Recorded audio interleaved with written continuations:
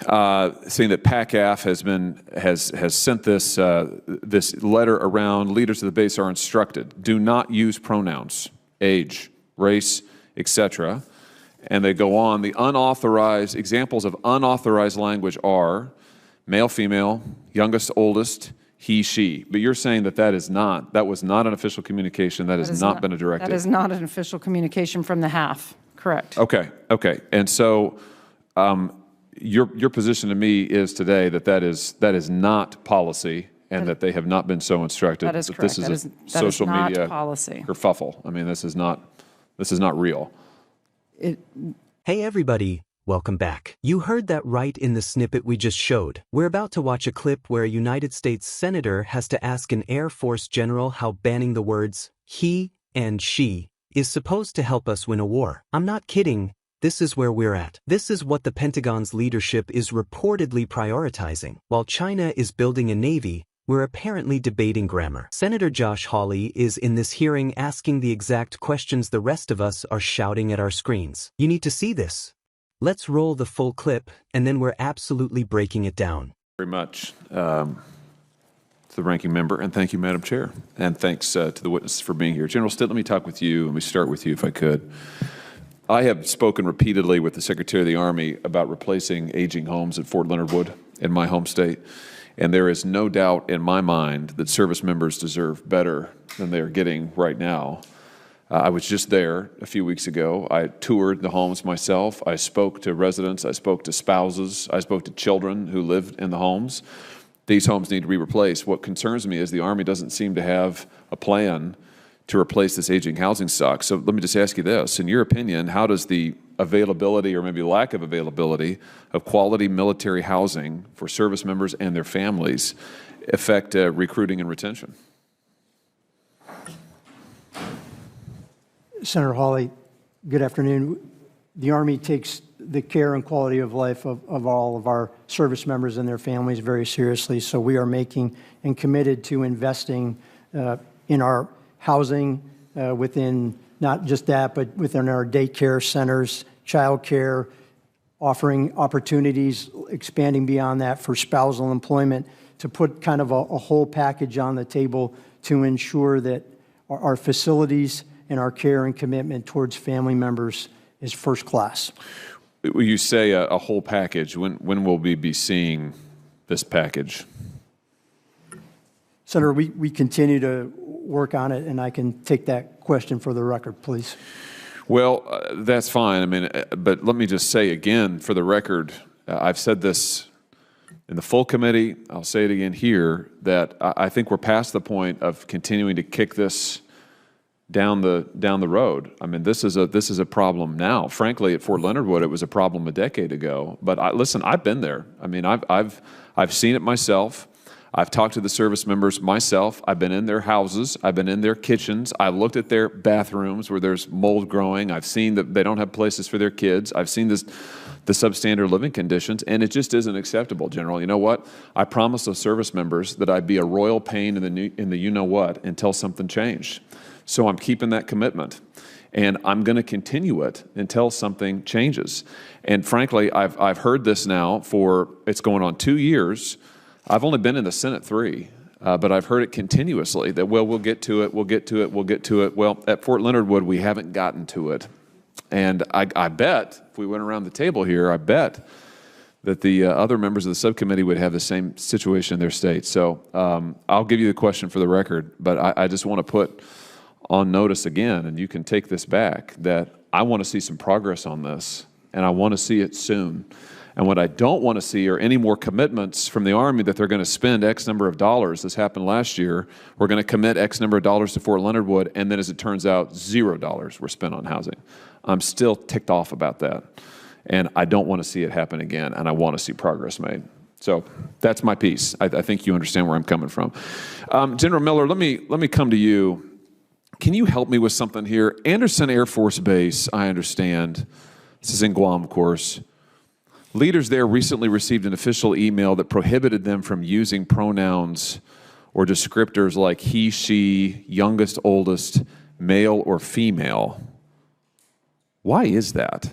I mean, what's What's going on? Senator Hawley, thank you for that question. Actually, that is, we've been talking a lot about that because it was an email, from my understanding, that went out locally from one of the commanders there, and I don't remember at what level. I don't know if it was a group commander or the wing commander there. I believe that it was a Facebook post that went out based on a question. It is not the Air Force policy to not use pronouns. And so I think it was a social media, exacerbated by individuals that said that they were directed for that. Okay, good. Well, I think that's progress. So you're saying, I'm looking at a news article here published August 31, 2022, saying that PACAF has sent this letter around. Leaders of the base are instructed, do not use pronouns, age, race, etc. And they go on. The unauthorized examples of unauthorized language are male, female, youngest, oldest, he, she. But you're saying that that was not an official communication. That has not been a directive. That is not an official communication from the HAF. Correct. Okay. And so your position to me is today that is not policy, and that they have not been so instructed. That is correct. This is a social media policy kerfuffle. I mean, this is not real. It's not happening. I don't know if it's not happening, but it is not an official policy from the Department of the Air Force. Okay. I ask because part of the way it's been reported is that the rationale is to help with lethality and also recruiting. And it was curious as heck how not using he, she can help with lethality and how it's helping with recruiting. But I take your word for it that this is not policy, and that satisfies me. So thank you. Thank you, Madam Chair. So let's start with the part that absolutely blows my mind. The pronouns. Hawley turns to General Miller from the Air Force and brings up this unbelievable report from Anderson Air Force Base, an official email telling leaders they can't use words like he, she, male, or female. I mean, what? In what world is that a priority for the military? Now, to be fair, General Miller tries to walk it back immediately. She says, "That's not Air Force policy. It was just a local commander. It got blown up on social media." Fine. Let's take her at her word. But honestly, is that even better? That means a commander, someone actually in charge of our troops, sat down and decided that banning pronouns was a good and necessary idea. That, to me, is almost worse than it being official policy, because it shows you the mindset that's creeping into leadership. It shows you the kind of nonsense that's rotting the system from the inside. But here's the real point, and Hawley absolutely nails it. The entire justification for this insanity was that it would help with lethality. And that's when he just drops the common sense bomb on the whole hearing. He basically says, "I'm just trying to understand how not using he or she is supposed to improve lethality." Exactly. That is the question. While our adversaries are building hypersonic missiles, stealing our data, and launching satellites, we have commanders who think military strength comes from an HR-approved vocabulary list. This is what Hawley does so well. He cuts through all the bureaucratic, DC nonsense and gets to the core issue. What does this have to do with winning? What does this have to do with defending the country? And the answer is nothing. It's a distraction. A dangerous one. And honestly, this connects perfectly to the first half of the clip. He was grilling that Army general about mold in military housing. He didn't just read a report, he went there. He walked through the homes. He saw the conditions military families are living in. And what did he get in return? The same bureaucratic runaround. The general says, "We're committed to investing in a whole package." A package? These families aren't asking for a spa day.